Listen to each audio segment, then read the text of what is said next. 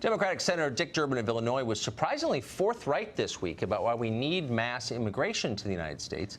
Immigrants, Durbin says, provide the low-paying serf labor that American employers so desperately want. Watch. Take a look next time you go into a nice restaurant in Chicago, a city I'm honored to represent. Look who just cleaned the dishes off the table, and when the door swings, take a look at who's in the kitchen doing the dishes. By and large, it's going to be immigrants who are doing those things. Not many of us say to our sons and daughters, I'm hoping the day will come when you decide to go and pick fruit for a living. Hardly ever hear that, because we know it's hard, backbreaking work, and immigrants do the work. So many jobs that they fill are jobs that Americans aren't jumping to fill. Actually, fruit is picked by machines, but whatever. Ryan Eller is Executive Director of Define American, an immigration advocacy group, and he joins us tonight. Ryan, thanks for coming on. Yeah, thanks for having me, Tucker. So it's so striking for someone as old as I am to see a Democrat make this case. So there are millions of Americans who can't get by. Half the country can't get $400 on a day's notice. They just don't have any money. Millions of people are on food stamps. What they need are higher paying jobs. Here you have a Democratic senator saying, no, the point is making sure that employers can pay as little as possible. And so we need to import a lot of people from third world countries who will work for less.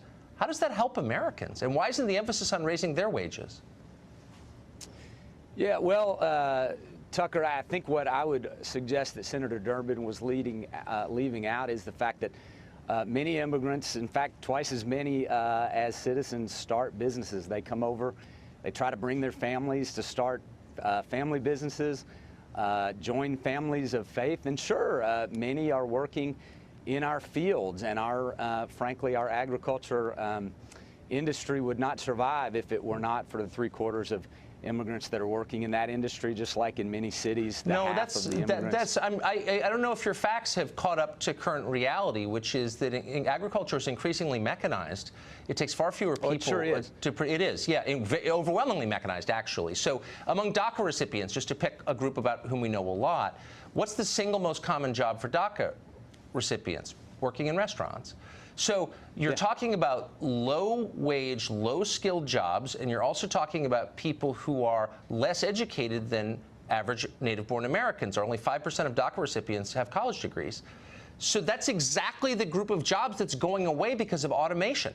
There's been a lot of study on this. It's very weird to me that you would import millions of people to do jobs that are disappearing. Why are we doing that? Well, because the more immigrants that come here, the more jobs are actually created. So the rhetoric is good, and I realize, look, I'm here in Kentucky. We're a poor state. My own family, matter of fact, I worked on a farm when I was growing up, so I know what kind of backbreaking labor that is, and I know what we're talking about. And I'm worried about that part of the economy too. But the truth of the matter is, what we're talking about here is has been the backbone of our entire country since the beginning. It's always been family-based migration, as it was for your family. No, what you're doing, and I realize that you're a minister, and I get it, but you're making a kind of moral argument. I would say half-baked, but that's what I'm making, an economic argument. Do you know what supply and demand is? It's the rule, the never-changing rule, that if you have an overabundance of something, its value falls. So if you bring in 1 million new laborers every year, what happens to wages at the low end? Do you know? Can you guess? They go down. Well, all of the data is suggesting actually that overall, on the whole, wages go up on that economic argument. And I would say that's the same for your great-grandfather. Okay, so how did we, I'm just, as an economic matter, how did we suspend the law of supply and demand when it comes to immigration? It applies to everything else in life. Sand is cheap because there's a lot of it, but that's not true for immigrant labor, because why? Well, because the more human beings that are in a place, the more they can buy your products. The more human beings that are creating businesses, the more business and entrepreneurship you have. That's been the trick for all of American history. That's what has made our economy so vibrant. But and why I hate to go back on that, Tucker. Well, but hold on. So by that, and I think I don't think you have the facts on your side, but just as a theoretical matter, if low-wage labor makes you rich, why isn't Mexico richer than the United States? Well, first of all, I would suggest that you can go to defineamerican.com/facts matter. You can see all of these facts. And it actually is richer than the United States. Oh, the fact. No, but if importing poor people makes you rich, why hasn't it worked for the rest of the world. Why is the America, Tucker, that was good enough for my great-grandfather and clearly good enough for your great-grandfather who didn't have the merit that you're talking about to come, why is that no longer the America that's good enough for I would families say you know today? nothing about, for one thing, my great-grandfather. Second, I would say because the economy has changed. It's 2018. We are in a post-industrial part of the economy. It's also a lot easier to get here than it ever was. And by the way, McKinsey just estimated that by 2030, we're going to lose 73 million jobs. You seem not at all concerned by that. Yeah. And I bet you if I looked at your donors, concerned. it would be Yeah. big businesses who want cheap labor. I'm just throwing that out there. It's just a guess.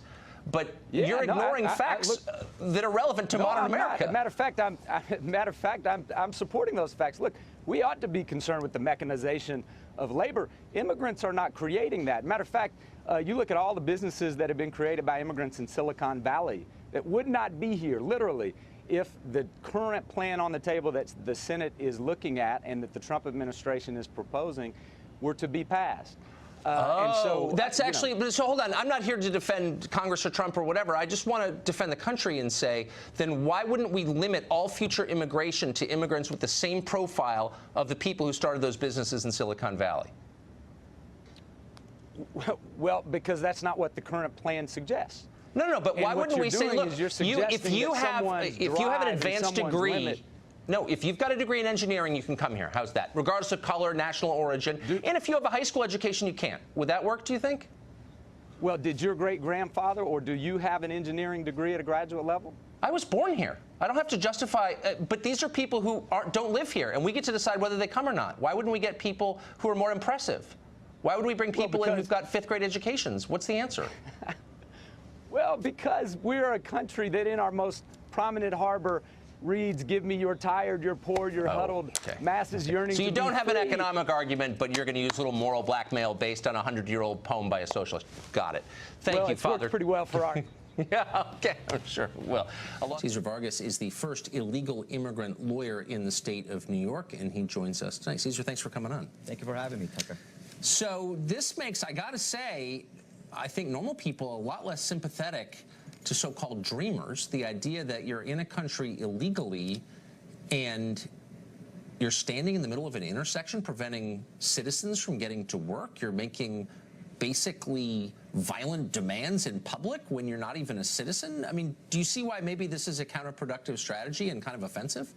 Well, regardless of whether you agree with the protests or not, they have a constitutional right to express their opinion. But to the point about... No, actually, stop. We can stop with this. I mean, you're a lawyer. They don't have a constitutional right to block me from getting to work in the middle of a public street. I'm sorry, they don't. You may disagree with it, but again, this is about actually not... No, it's not disagreeing with it. I'm giving you the fact. You don't have a constitutional right to stand in the middle of the street and prevent traffic from going. Absolutely, you do. This is about making sure that, and again, then why were they arrested? Well, I thought you were a lawyer. Well, absolutely. Obviously, they're doing this civil disobedience, and obviously they're expressing. That's why they're being arrested, because obviously they're enforcing the law. But again, okay, so they don't have a wait. No, I mean, just wait. Hold on. I wouldn't stop you on this small point if you weren't an attorney, the first illegal alien attorney in New York. But just to be clear, you don't have a constitutional right to block traffic. You have a constitutional right as a citizen to express your views. It's protected by the First Amendment, thank God. But you don't have a constitutional right to get in people's way on a public street, period. So I guess my question is, if I tried this in Mexico or Venezuela, Honduras, Nicaragua, China, name a country, that would be insane. If I showed up in someone else's country and said, I have a right to influence your political system, they say, you're not even a citizen, buzz off. I'm blocking traffic now until you pay attention to me. Like, no one would put up with that except us, right?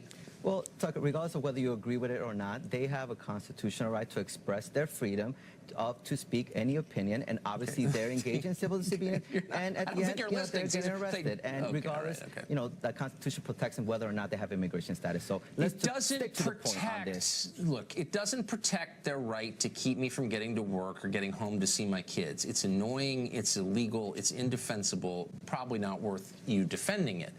But look, again, by definition, non-citizens do not have a right to influence our legislative system. Only citizens have that right. That's the difference between a citizen and a non-citizen, and you're trying to erase it. And you can see why American citizens might resent that, can't you? Well, you're wrong, Tucker.